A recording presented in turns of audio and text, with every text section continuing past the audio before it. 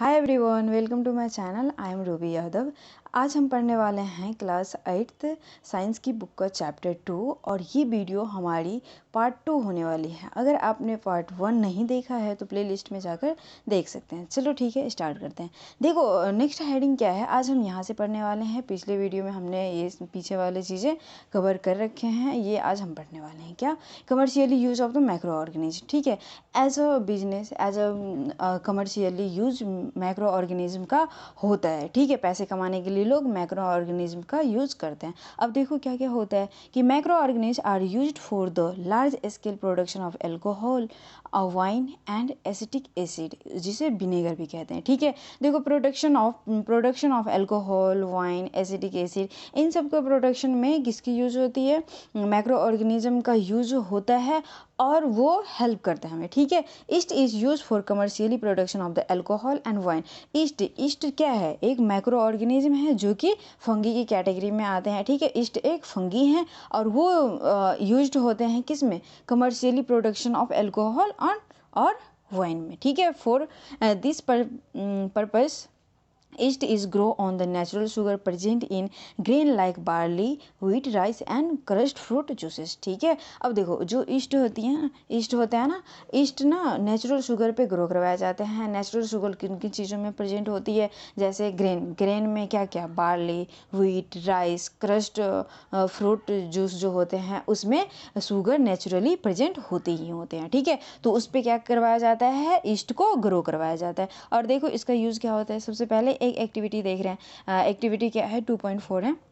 ये इस एक्टिविटी में क्या कह रहे हैं? Take 500 ml beaker filled up to 3/4 with water, जो जिसमें आधा लीटर पानी आ सके उतने बड़े बीकर ले लो और बीकर में 75% 75% वाटर डाल दो। ठीक है, वाटर डाल दो और इसके बाद 2 से 3 टी स्पून ऑफ शुगर डाल दो। ठीक है, 2 से 3 चम्मच टी स्पून शुगर डाल दो और फिर उसमें add half spoon of east powder डाल दो। उसमें क्या डाल दो? थोड़ा सा ईस्ट पाउडर डाल दो। ठीक है, उसे कवर कर दो, गरम प्लेस पे रख दो, गरम एरिया में रख दो और उसे कवर कर दो और 4-5 घंटे के लिए छोड़ दो उसे। फिर बाद में ना उसमें स्मेल करो, जो शुगर सॉल्यूशन थे उसमें सब कुछ आपने मिला दिया, उसमें देखो कि कैसे स्मेल कैसे आ रहा है। ठीक है, सबसे पहले क्या किया था एक्टिविटी में, जिसमें आधा लीटर पानी आ सके उतने बड़े हमने बीकर लिया था। बीकर में क्या डाला था? 75% 75% वाटर डाल दिया था। उसमें 2 से 3 टी स्पून शुगर डाल दिया था और फिर हाफ स्पून ईस्ट पाउडर डाल दिया था और फिर उसे गर्म एरिया में रख दिया था, वार्म प्लेस में रख दिया था और ढक के रख दिया था और 4 से 5 घंटे के लिए उसे छोड़ दिया था। अब बाद में हम देख रहे हैं कि कैसे स्मेल आ रहा है। ठीक है, this is smell of alcohol. ठीक है, वो कैसा स्मेल दे रहा है? एल्कोहल की तरह स्मेल दे रहा है। क्यों? कैसे? As sugar has been converted into the alcohol by yeast. जो शुगर था ना, उसमें शुगर डाला था ना, वो किस में कन्वर्ट हो गया? एल्कोहल में कन्वर्ट हो गया। किस में कन्वर्ट हो गया? एल्कोहल में कन्वर्ट हो गया। किसके थ्रू? ईस्ट के थ्रू। ठीक है, ईस्ट के द्वारा वो किसके फॉर्म में? शुगर एल्कोहल के फॉर्म में कन्वर्ट हो गया। This process of conversion of sugar into the alcohol is called formation. ठीक है, फर्मेंटेशन। ठीक है, क्या कहते हैं? जो this process of the conversion of sugar into alcohol is known as fermentation. ठीक है, देखो शुगर हमने पहले डाला था, वो किस में कन्वर्ट हो गया? एल्कोहल में। ठीक है, इस प्रोसेस को क्या कहते हैं? फर्मेंटेशन कहते हैं। समझ में? अब देखो नेक्स्ट क्या है, जो लुईस पास्चर है, इनने डिस्कवर की थी किसकी? जो प्रोसेस था हमारा फर्मेंटेशन, और ये कब किए थे? 1857 में। ठीक है, नेक्स्ट देखने जा रहे हैं। नेक्स्ट क्या है? अब देखो medicinal use of micro organism. Medicinal use of micro organism देखने जा रहे हैं। Whenever you fall ill the doctor may give you some antibiotic tablet, capsule और injection such as the penicillin. ठीक है, आप जब बीमार होते हो तो आप डॉक्टर के पास जाते हो, डॉक्टर हमें कुछ एंटीबायोटिक देते हैं जिसमें कैप्सूल होते हैं, टैबलेट होता है, इंजेक्शन होते हैं, सच एज पेनिसिलिन भी होते हैं। ठीक है, अब देखो the source of this medicine is called sorry is macro organism. जो सोर्सेस होते हैं ना कि ये मेडिसिन कहाँ से आते हैं, वो मैक्रो ऑर्गेनिज्म से आते हैं, मैक्रो ऑर्गेनिज्म से आते हैं। अच्छा, आपको ये लग रहा होगा ना कि भाई साहब क्या बीमारी भी कॉज हो रहे हैं मैक्रो ऑर्गेनिज्म के वजह से, और हमें दवाई के भी सोर्स वहीं से मिल रहे हैं। अब देखो इसका फंडा क्या है, आगे हम समझते हैं। दिस मेडिसिन किल और stop the growth of disease causing macro organism. ठीक है, जो मैक्रो ऑर्गेनिज्म है जो डिजीज कॉज कर रहा है, ठीक है, जो डिजीज कॉजिंग मैक्रो ऑर्गेनिज्म है, उसे ये जो एंटीबायोटिक है वो क्या करता है, एंटीबायोटिक उस मेडिसिन की वजह से, जो मेडिसिन हम ले रहे हैं वो क्या करता है, हमारे जो मैक्रो ऑर्गेनिज्म की ग्रोथ है उसे ग्रोथ को स्टॉप कर देते हैं, नहीं तो उसे मार ही देते हैं। ठीक है, एंटीबायोटिक का काम क्या होता है, जो मैक्रो ऑर्गेनिज्म है जो डिजीज कॉज कर रहा है उसे मार देना या फिर उसकी ग्रोथ को रोक देना। ठीक है, आगे देखो। This days number of antibiotic are being produced from bacteria and fungi। बहुत सारे नंबर ऑफ एंटीबायोटिक्स, बहुत ज़्यादा एंटीबायोटिक प्रोड्यूस करवाया जाता है किसके थ्रू, बैक्टीरिया एंड फंगी के थ्रू। ठीक है, जैसे स्ट्रेप्टोमाइसिन, टेट्रासाइक्लिन एंड इरेथ्रोमाइसिन। ठीक है, सम आर क्या है, ये क्या है, एंटीबायोटिक है। ठीक है, ये सब क्या है, एंटीबायोटिक है, which are made from the fungi और बैक्टीरिया। ये जो भी पढ़ा था आपने, ये जो बायोटिक है वो फंगी और बैक्टीरिया से बने हुए हैं। ठीक है, the antibiotic are manufacture by growing specific macroorganism and are use to the cure of the variety of disease. जो देखो डिफरेंस, देखो पहले देख लिया था ना कि डिजीज भी कॉज हो रही है इसी की वजह से, और बीमारी ठीक भी हो रही है इसी की वजह से। अब देखो क्या होता है ना कि जो आप के मतलब जैसे स्पेसिफिक डिजीज होते हैं तो स्पेसिफिक डिजीज़ के अनुसार एंटीबायोटिक भी बनाए जाते हैं। ठीक है, अभी देखो कोविड-19 वैक्सीन बनाए जा रहे हैं तो वायरस के हेल्प से ही वो भी वैक्सीन बनाए जा रहे हैं। ठीक है, अब आगे देखो। Antibiotic are even mix with feed on life stock. जो लाइफ स्टॉक होते हैं एनिमल्स के, उसके चारा में एंटीबायोटिक मिलाया जाता है। And potty to check microbial infection in animal. जो माइक्रोवियल इन्फेक्शन हो जाते हैं पोल्ट्री फार्म में, जो भी एनिमल होते हैं छोटे छोटे, उसमें भी क्या किया जाता है, यूज़ किया जाता है।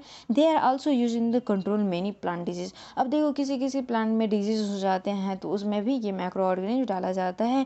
क्यों, ताकि क्या हो सके, प्लांट सही से ग्रो हो सके। ठीक है, अब देखो हम पीछे देखते हैं, ये स्टोरी देखते हैं क्या है कि जो इन 1929 में अलेक्जेंडर फ्लेमिंग थे। अलेक्जेंडर फ्लेमिंग साइंटिस्ट का नाम है, was working on the culture of the disease causing bacteria. ठीक है, ये वर्क कर रहे थे डिजीज कॉजिंग बैक्टीरिया पे, कल्चर यानी कि जो अपने लैब थे वो लैब में ही क्या कर रहे थे, लैब में ही ये ग्रो करवाए थे बैक्टीरिया, कुछ बैक्टीरिया को ग्रो करवाए थे। ठीक है, suddenly he found the spore of little green mould in the one of the culture plate. जिस प्लेट में इनने कल्चर डाला हुआ था, उस प्लेट में जिसमें टेस्ट किया हुआ था, उसमें ना अचानक से ग्रीन मोल्ड आने लगे। He observe that is the presence of the mold prevent the growth of bacteria. और वो जो मोल्ड प्रेजेंट था ना, वो मोल्ड क्या कर रहा था, जो ग्रोथ ऑफ बैक्टीरिया थे उससे प्रिवेंट कर रहे थे।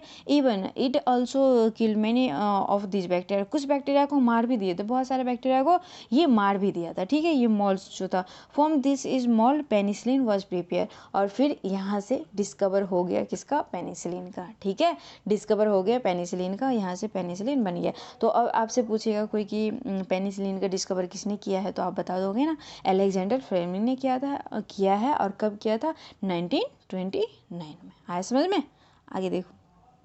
आगे देखो ये पढ़ने जा रहे हैं। इट इज़, यहाँ से देखो, ठीक है, क्या है, it is the important to the remember that the antibiotic should be taken only on the advice of the qualified doctor. देखो आप जब भी एंटीबायोटिक लेते हो तो क्वालिफाइड जो पढ़े लिखे डॉक्टर हैं, अच्छे से जानते हैं हर बीमारी के बारे में, हर एंटीबायोटिक के बारे में, उनसे एडवाइस लो और फिर medicine low, antibiotic low. Also you must finish the course prescribed by the doctor. Doctor जो आपको कोर्स बोलते हैं, जितने डोजेस बोलते हैं लेने के लिए, उतने ही लो, उससे ना ही ज़्यादा लो ना ही कम लो। If you take antibiotic when not needed on it wrong doses. अगर आपको उसकी ज़रूरत नहीं होती, एंटीबायोटिक की ज़रूरत नहीं होती, आप अपने मर्जी से लेते जा रहे हो डोजेस, बहुत सारे डोजेस लेते जा रहे हो, गलत डोजेस लेते जा रहे हो, तो वो इट में make the drug less effective. वो ड्रग लेस इफेक्टिव हो जाते हैं जब इन द फ्यूचर। ठीक है, आप फ्यूचर में अगर ये इसका यूज़ करना चाहोगे तो ये गलत काम करेगा, सही काम नहीं कर पाएगा आपके बॉडी में। ठीक है, also antibiotic take unnecessary may kill in the beneficial bacteria. अगर आप ज़्यादा डोजेज ले रहे हो एंटीबायोटिक का तो वो आपकी बॉडी में, आपको पता है ना हमारे बॉडी में कुछ बेनिफिशियल बैक्टीरियाज भी हैं, है ना, जो बेनिफिशियल हैं, फ्रेंड माइक्रो ऑर्गेनिज्म है, उसे क्या कर देता है, ये किल कर देता है। और वो जो अच्छे से काम कर पा रहे थे हमारे बॉडी के अंदर वो काम नहीं कर पाता, इसीलिए हमें बहुत सारे डिजीज़ हो जाते हैं। ठीक है, antibiotic however are not effective against cold and flu as this are called by virus. ठीक है, वायरस एक एंटीबायोटिक नहीं है, उसी तरह से है, लेकिन एंटीबायोटिक इसे नहीं कहते हैं। अगर वायरस की वजह से अगर आपको कोल्ड और फ्लू कॉज हो रहे हैं तो ये not effective against cold and flu disease हैं। ठीक है, इसके इफेक्टिव नहीं है, इसके अगेंस्ट काम नहीं कर सकता है। ठीक है, तो इसका यूज़ यहाँ पे नहीं होगा कि वायरस हो रहे हैं तो कोई एंटीबायोटिक ले लो, तो वो कोई फ़ायदा नहीं करेगा आपकी बॉडी में। ठीक है, तो इस वीडियो में यहीं तक पढ़ेंगे। आज के लिए इतना ही। वीडियो कैसी लगी ये बताना। अगर वीडियो आपको अच्छी लगी तो लाइक भी कर देना, सब्सक्राइब भी कर देना, और आप सब अच्छे से पढ़ते रहना। ठीक है, और बहुत ही अच्छा चैप्टर है, अच्छे से पढ़ते रहना आप सब।